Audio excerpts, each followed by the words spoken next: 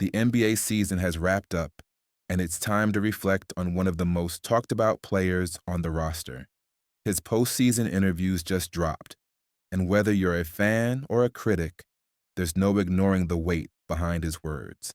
These comments weren't casual sound bites. They were filled with deep reflection, sharp insight, and that unmistakable edge he's known for.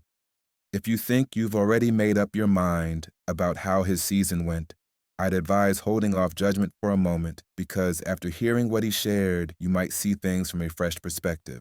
Let's be honest, this player has always sparked debate. Some admire his toughness and relentless intensity.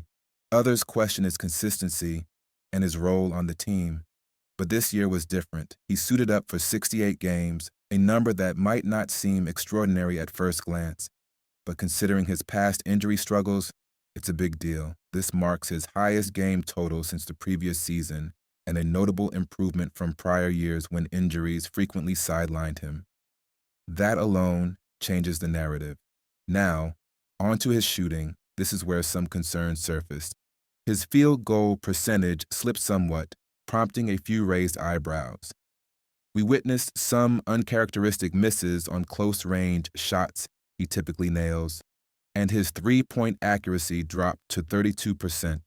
While that's not disastrous, it's certainly below his prime, especially compared to his peak in the 2015 to 2016 season when he shot 38% from deep.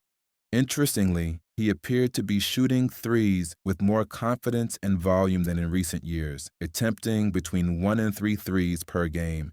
That aggressive approach, while exciting, came at the cost of efficiency. Take free throws, for example. He shot just 68% from the line, slightly below his career average and somewhat underwhelming for a primary ball handler and playmaker. While not a disaster, it adds to the impression of a solid but not spectacular season.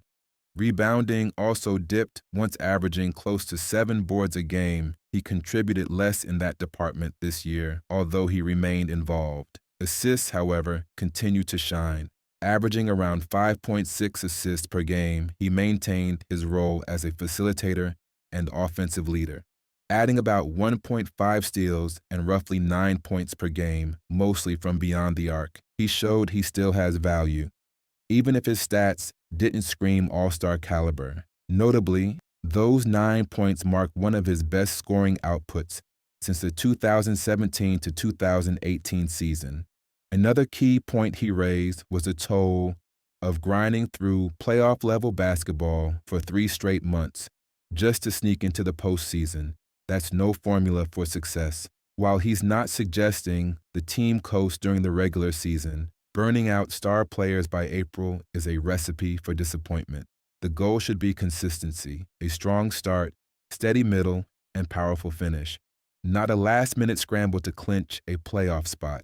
They've essentially been in playoff mode since February, and by the time the real postseason arrived, fatigue had set in. Still, optimism shone through his words.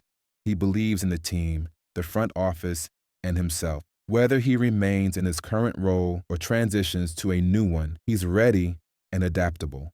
As younger, taller, and faster players emerge across the league, he knows the only way to stay relevant is to evolve. He's not holding on to the past, he's focused on the future.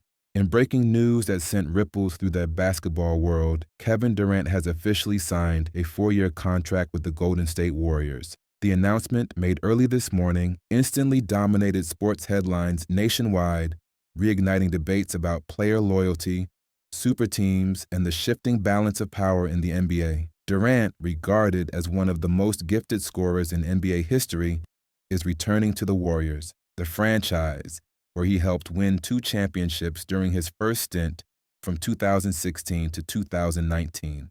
His comeback to the Bay Area surprised many, especially considering his previous statements about forging his own path with other teams. Sources close to Durant say he was drawn back by unfinished business and the opportunity to chase more titles alongside Stephen Curry and Klay Thompson.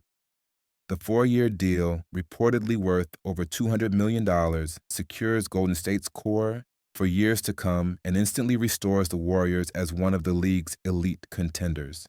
Fans nationwide are reacting with a mix of shock and excitement while rival franchises scramble to reassess their strategies. For the Warriors, Durant's return marks a bold new chapter, a revival of memories from their near-invincible dominance just a few years ago. For Durant, it's a homecoming filled with opportunity and pressure, a chance to cement his legacy while confronting the critics who have questioned his past decisions.